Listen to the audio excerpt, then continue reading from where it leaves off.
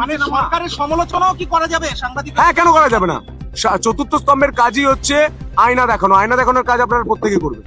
যদি কোনো অসুবিধা আসে আমি আছি, আমরা প্রত্যেকে আছি। একদম ইস্যু ধরে সমালোচনা করুন, ইস্যু ধরে সমালোচনা করুন, কোনো অসুবিধা নেই। আমাদের লড়াই করে রাখি মমতা বন্দ্যোপাধ্যায়।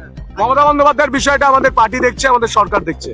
আমি তারকেশ্বরের বিষয় নিয়ে প্রশ্ন হলে বা সাংবাদিকদের বিষয় নিয়ে প্রশ্ন হলে আমার চোখে জল চলে এসেছিল, হাত পর্যন্ত কাঁপছিল, কিন্তু আমার একটা স্লোগান বা একটা মন্ত্র আমার সবকিছু ঠিক করে দিচ্ছে, হর হর মহাদেব, নমঃ পার্বতী পতে হর হর মহাদেব। মানে সরকারের সমালোচনাও কি করা যাবে সাংবাদিক? হ্যাঁ, কেন করা যাবে না?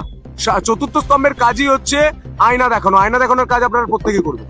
যদি কোনো অসুবিধা আসে আমি আছি, আমরা প্রত্যেকে আছি। একদম ইস্যু ধরে সমালোচনা করুন, ইস্যু ধরে সমালোচনা করুন, কোনো অসুবিধা নেই। আমাদের লড়াই করে রাখি মমতা বন্দ্যোপাধ্যায়। মমতা বন্দ্যোপাধ্যায়ের বিষয়টা আমাদের পার্টি দেখছে, আমাদের সরকার দেখছে।